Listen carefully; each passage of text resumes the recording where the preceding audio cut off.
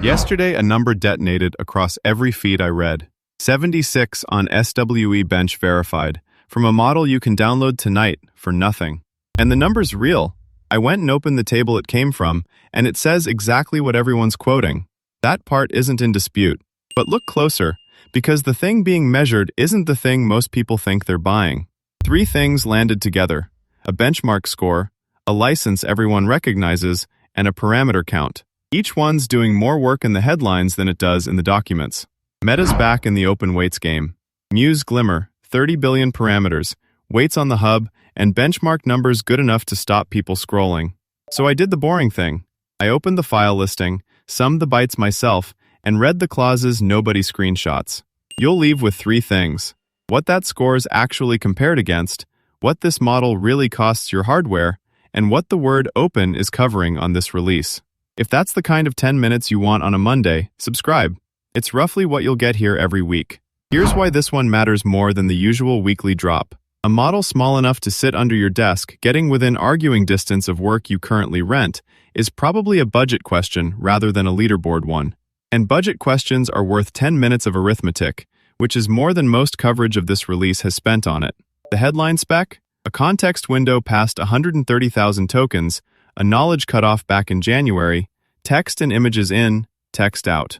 The tax on running a capable coding model locally has always been paid in memory. Either it fit your card and wrote code like it was guessing, or it was genuinely useful and didn't fit. There wasn't much in between, and that gap's exactly where everyone's frustration with local models has been living for 2 years. Start at the top of the ladder. The full precision build ships as 2 shards, and summed, it's about 56 gigabytes of weights. Nobody's running that at home. What's different here is one architectural word, and it decides everything downstream. This model is dense, not a mixture of experts model that lights up a fraction of itself per token. A dense transformer, roughly 29.6 billion parameters, all of them active, every single token. Which means the 30 billion in this announcement isn't the same 30 billion you've seen in the mixture of experts announcements. It's the honest kind, where all 29.6 billion cost you memory on every token. 2 questions the coverage skipped past, and they're the whole video.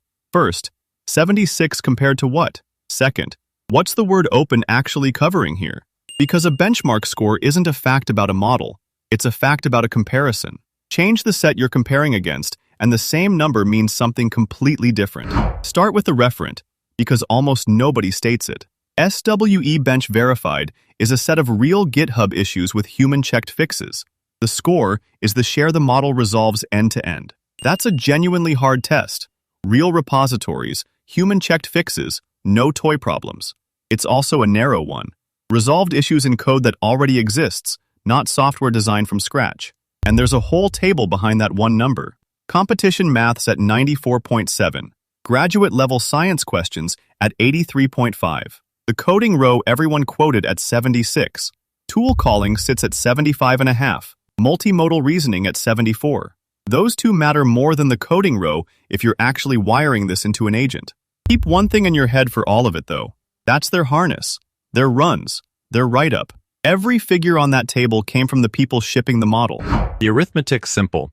A parameter is a number the model learned. Store each at full precision, and that's 2 bytes apiece, which lands you near 56 gigabytes before a single token of context.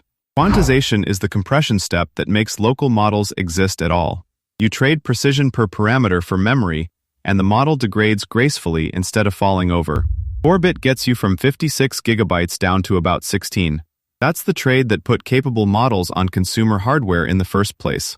Here's where dense stops being an abstraction. A mixture of experts model lets storage and compute come apart. Dense doesn't offer you that deal. You can shrink what each parameter costs. You can't shrink how many of them fire. Every parameter is loaded, and every parameter is active, on every token, and no quant setting changes that. And the context window costs memory on top of the weights, not inside them. A big window is a real line item, and it's paid out of whatever your card has left after loading. So I stopped reading about it and went and counted. Not the marketing page, the real file listing on the quantized repository, the one you'd actually download from. The numbers in this section are exact, rather than rounded, because in this section, the exact number is the entire point. At the bottom, The aggressive 2-bit builds start around 10.7 gigabytes and run to 12.3. The 3-bit rungs land at 13.1 and 14.1. They fit almost anywhere, and they're also where quality damage stops being theoretical. The 4-bit rung, the one most people actually run, sits at 15.9 gigabytes. 3-bit is 13.4.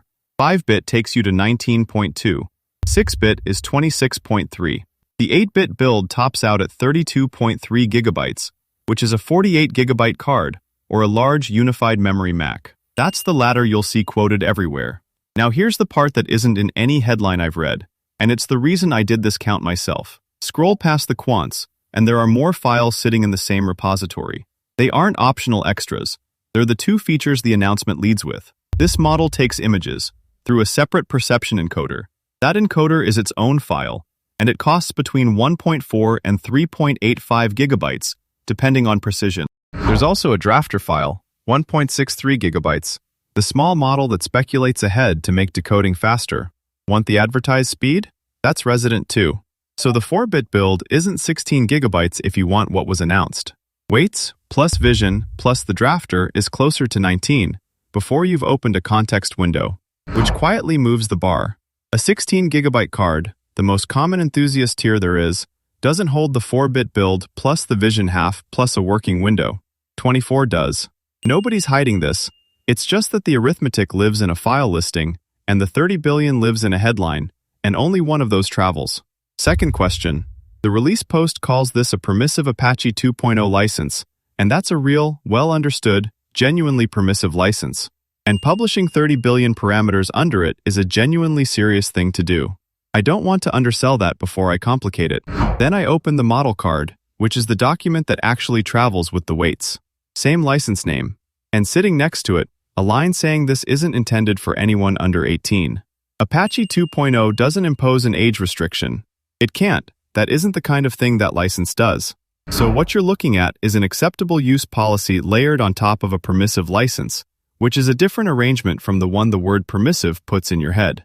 I want to be precise about how much that matters, because it'd be easy to overcook it, and I'd rather be useful than loud. This isn't a bait and switch, and it isn't one of the restrictive community licenses we've all learned to read carefully.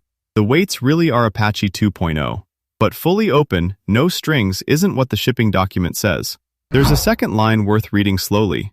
The training data is described as public data, third-party data, and information from Meta's own products and services. Open weights, then. Not open data, and not a reproducible model. Those are three different claims, and they keep getting collapsed into one word. Back to the first question, and this settles it. The comparison the release post draws is against other open models in the same weight class, a 31 billion Gemma and a 27 billion Quen. That's the honest framing, and it's the release's own framing. It isn't a claim about frontier models. The coverage has been quietly upgrading it into one. So the invoice question isn't whether this replaces the frontier API you're billed per token for. It's narrower and far more useful. Does it replace the small model tier you're already paying for? If you're renting a small hosted model for bulk code work, a 24 gigabyte card running the 4-bit build turns a variable cost into a fixed one.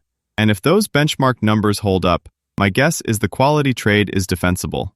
If you're paying for a frontier model because the hard problems are the whole reason, nothing here changes that. 76 is strong for the size. It isn't the same conversation. The interesting signal isn't the score, it's the clock. The quantized repository was created at 9 in the morning UTC and was still being updated at 2:45 that afternoon. 13 quant rungs, separate vision encoder builds, and a serving variant for Apple Silicon, all inside a day of the weights appearing. That isn't a company shipping a model. That's a community that had the tooling ready and pointed it at the file the hour it showed up. And that's the thing worth updating on. The gap between weights published and runnable on your own machine has collapsed to hours, and it's collapsed for everybody at once. The front page thread cleared 400 points and 200 comments inside a day, and the model page passed 280 likes in the same window. Attention isn't quality, but it does tell you the tooling and the tutorials are coming, and that's a real part of whether a model's worth your weekend. Here's where I'd push back on my own framing, because there's a good argument against most of what I've just said. Every benchmark number I've quoted is the vendor's own. Nobody independent has replicated 76 yet. If the outside runs come in lower, the cost argument moves with them. Treat it as a first look. One more thing I can't stand behind. I confirm the drafter file is really there, but I haven't measured what it does to throughput. That's an unverified claim, and I'm labeling it as one. And the real cost isn't the card. A dense 30B is a permanent resident of your memory. It doesn't share the machine gracefully with anything else you were doing. Who should skip this entirely? Anyone on a 16GB card who wants the image half working, and anyone who needs current knowledge. For both, this is the wrong tool, and no benchmark is going to fix it. So here's the honest version. The score's real, and it's the vendor's own, measured against small open peers. The license is permissive with a use policy on top, and the hardware bar is 24GB, not 16. If you're running a small local model for code today, this is worth your download this week. If you're waiting for a frontier model you can own, this still isn't it, and the release post never claimed otherwise. Go and open that file listing yourself before you download a thing. The sizes are right there, and they'll tell you which rung your machine is actually on. If you want the version where I stop reading and start running, same model, same box, actual tokens per second, that one's next, and it settles whether the 4-bit rung is genuinely usable. One thing I'd like from you, if you've already pulled a build of this, drop your card and your rung in the comments. Your measurement is worth more than my arithmetic. That link's on screen. Stay in the loop.